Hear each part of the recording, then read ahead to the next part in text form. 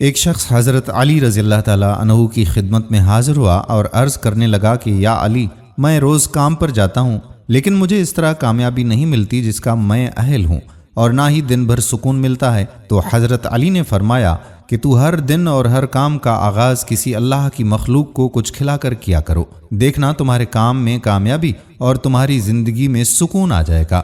اس نے کہا یا علی، میرے دامن میں اتنی گنجائش نہیں کہ میں روز کسی نہ کسی کو کچھ کھلاؤں۔ حضرت علی مسکرا کر فرمانے لگے، کیا تمہارے گھر میں ایک اناج کا دانہ تک نہیں ہوتا؟ اس نے کہا کہ یا علی، میں دن میں 2 یا 3 مرتبہ کھانا کھاتا ہوں۔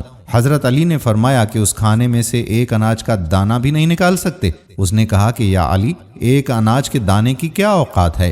حضرت علی نے فرمایا کہ یاد رکھو، یہ ضروری نہیں ہے کہ تم اپنی وسعت سے زیادہ دو، لیکن جو بھی دو وہ خلوص کے ساتھ دو۔ اس لیے تم اگر روزانہ اپنے کھانے سے ایک اناج کا دانہ بھی کسی مخلوق کو کھلاؤ تو اس مخلوق کی دعا سے تمہارے آنے والے کام بننا شروع ہو جائیں گے اور تمہارے رزق میں برکت ہونا شروع ہو جائے گی، کیونکہ اللہ تعالیٰ کو اپنی مخلوق سے بہت پیار ہے۔